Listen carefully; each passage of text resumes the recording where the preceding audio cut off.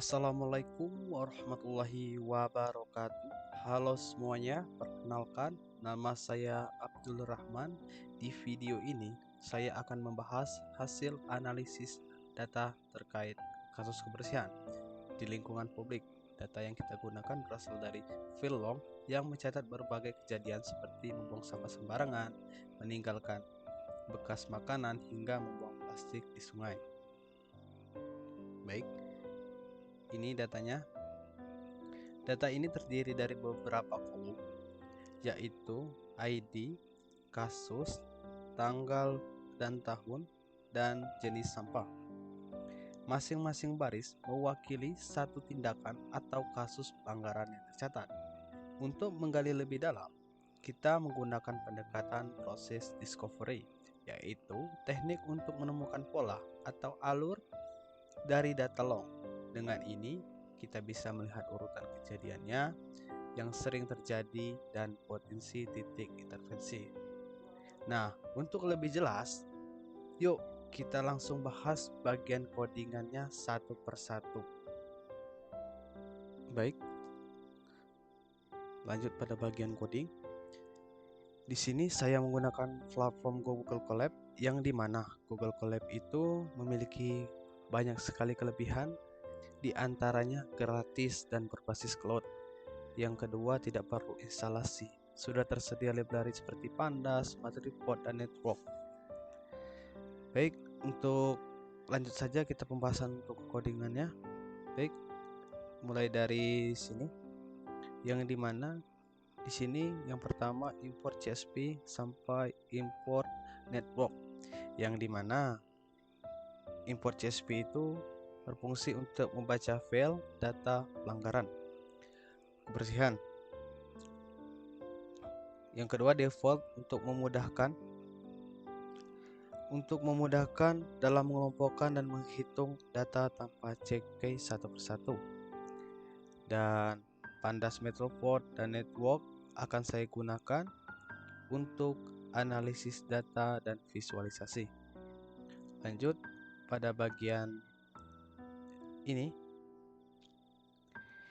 Di sini saya menyimpan lokasi file CSV-nya, lalu membuat dua struktur data utama.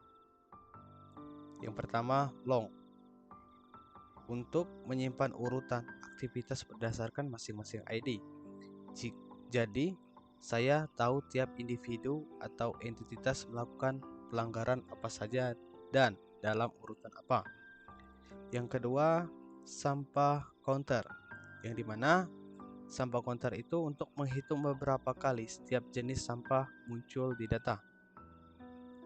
Kemudian pada bagian ini,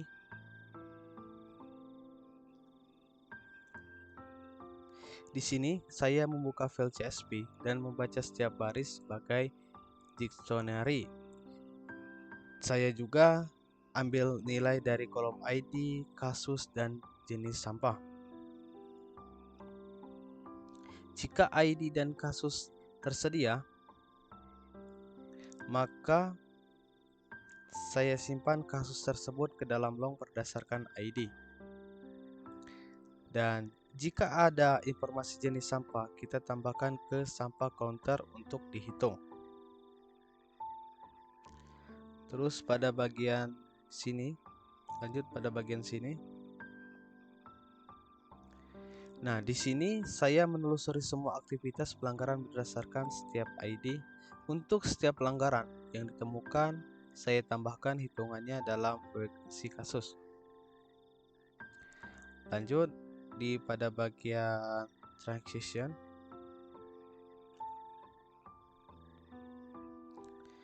Di sini untuk setiap pelanggaran yang terjadi secara berurutan pada ID yang sama, saya anggap sebagai satu transisi. Contohnya, kalau seseorang melakukan pelanggaran A lalu B, maka tercatat satu transisi dari A ke B. Dan semua transisi ini kemudian dihitung frekuensinya sehingga saya tahu transisi mana yang paling sering terjadi. Lanjut pada bagian ini. Di sini saya membuat bar chart horizontal untuk menampilkan 10 pelanggaran yang sering terjadi. Saya menggunakan warna oranye lembut agar grafiknya lebih menarik. Hasil visualisasinya mungkin menurut saya bagus. Lanjut, pada bagian ini visualisasi transaksi antar kasus. Pada bagian ini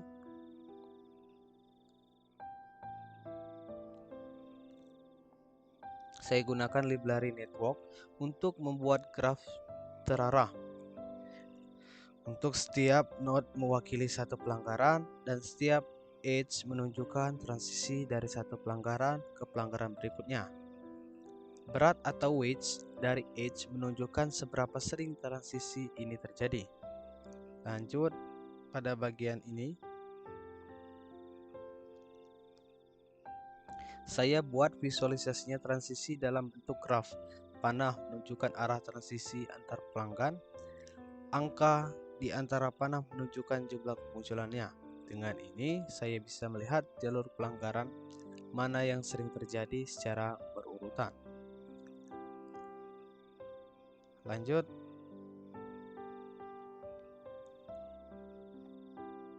pada bagian ini saya mengecek hasil perhitungan beberapa kali tiap jenis sampah ditemukan dalam pelanggaran.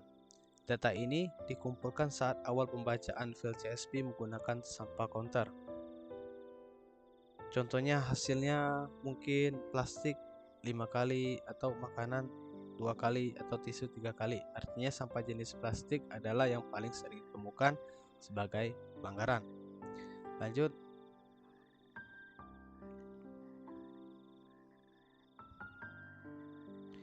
Di sini saya ubah data ke dalam bentuk data frame agar lebih mudah dianalisis. Lalu buat grafik batang vertikal yang menunjukkan jenis-jenis sampah dan seberapa sering masing-masing ditemukan dalam pelanggaran. Ini membantu saya mengetahui jenis sampah mana yang paling berkontribusi berdasarkan masalah kebersihan. Dan di sini tampilan visualisasinya bisa kita lihat pada gambar ini. Grafik ini adalah grafik batang horizontal.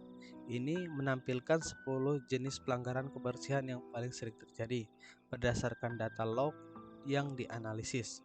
Setiap batang menunjukkan beberapa kali masing-masing jenis pelanggaran.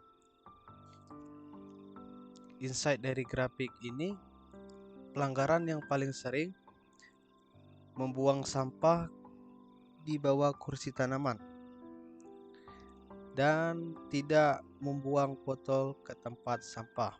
Kedua pelanggaran ini memiliki frekuensi tertinggi, yaitu sekitar 2 kali dalam dataset yang dianalisis. Ini menunjukkan bahwa fasilitas umum seperti taman sering terjadi tempat terjadinya pelanggaran. Lanjut, pada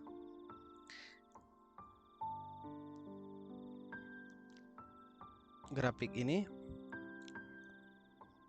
dapat kita lihat, grafik ini adalah hasil dari proses discovery yang menggambarkan alur transisi antar pelanggaran. Setiap lingkaran node mewakili satu jenis pelanggaran dan panah edge menunjukkan transisi atau urutan kejadian antar pelanggaran berdasarkan data log.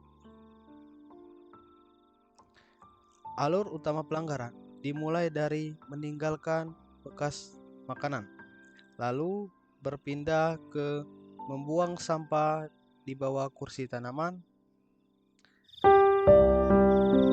terjadi sebanyak 2 kali dan dilanjutkan membuang puntung rokok, kemudian tidak membuang botol ke tempat sampah dan membuang sampah ke sungai. Transisi ini menunjukkan pola kebiasaan seseorang melakukan satu jenis pelanggaran atau kasus. Kemungkinan besar akan melakukan pelanggaran lainnya secara berurutan. Misalnya, setelah membuang puntung rokok, mereka juga cenderung tidak membuang botol ke dalam sampah.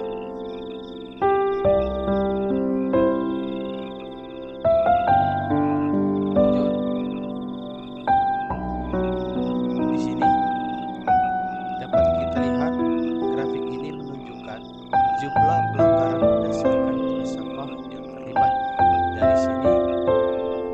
kita bisa melihat jenis sampah apa yang paling sering muncul dalam proses pembersihan. Di sini dapat kita lihat bahwa yang tertinggi ini tertuju pada campuran. Ini adalah jenis yang paling sering. Artinya pelanggaran yang paling sering melibatkan sampah yang terdiri dari beberapa jenis sekaligus, misalnya makanan, plastik, dan lain sebagainya. Dan yang urutan kedua adalah plastik sebanyak 12 kali. Ini menempati posisi kedua. Ini cenderung tingginya menggunakan plastik sekali pakai yang dibuang sembarangan. Mungkin seperti botol aqua dan plastik jajan-jajanan. Yang ketiga organik. Di sini urutan ketiga yang menempati 9 kali. Biasanya ini sisa-sisa makanan. Yang keempat kertas seperti tisu mungkin atau bungkus makanan, dan yang paling kecil adalah kaca. Muncul yang paling sedikit, tapi tetap penting untuk diperhatikan karena bisa berbahaya. Jika kaca ini dibuang sembarangan, ini bisa mengakibatkan kaki orang terluka dan lain sebagainya. Baik. Dari seluruh analisis data pelanggaran kebersihan yang telah divisualisasikan, saya bisa menarik beberapa kesimpulan seperti satu jenis pelanggaran banyak melibatkan tindakan pembuangan sampah sembarangan, terlebih lama di tempat umum seperti tanaman dan sungai. Terdapat pola transisi pelanggaran dengan satu pelanggaran sering diikuti oleh pelanggaran lainnya yang menandakan kebiasaan buruk yang berulang-ulang. Ini sampah yang paling sering muncul adalah sampah campuran dan plastik, dua kategori yang paling sulit ditangani